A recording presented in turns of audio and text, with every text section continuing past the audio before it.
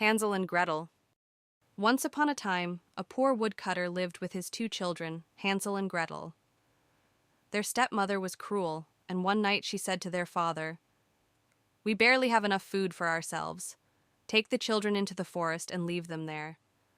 The woodcutter didn't want to, but his wife insisted. Hansel overheard their conversation and secretly went outside to fill his pockets with small white stones. The next morning, their stepmother led them deep into the forest. Along the way, Hansel secretly dropped the stones. When night fell, their parents were gone, and Gretel was scared. But Hansel reassured her, "Don't worry, I will find the way home." Following the shining stones under the moonlight, they returned safely, but the stepmother was furious and took them into the forest again. This time, Hansel had only breadcrumbs to drop along the way. Unfortunately, the birds ate them, and the children were lost.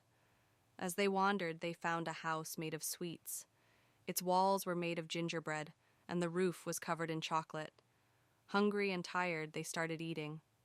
Suddenly, the door opened, and an old woman appeared. She smiled kindly, but in reality, she was an evil witch. "Come inside, my dear children. I will give you delicious food." The children followed her inside, unaware of her true intentions. But soon the witch locked Hansel in a cage and forced Gretel to do housework. Days passed. The witch wanted to check if Hansel was fat enough to eat, but Hansel cleverly gave her a small stick instead of his finger. Since the witch had poor eyesight, she thought he was still too thin. One day, the witch lost patience.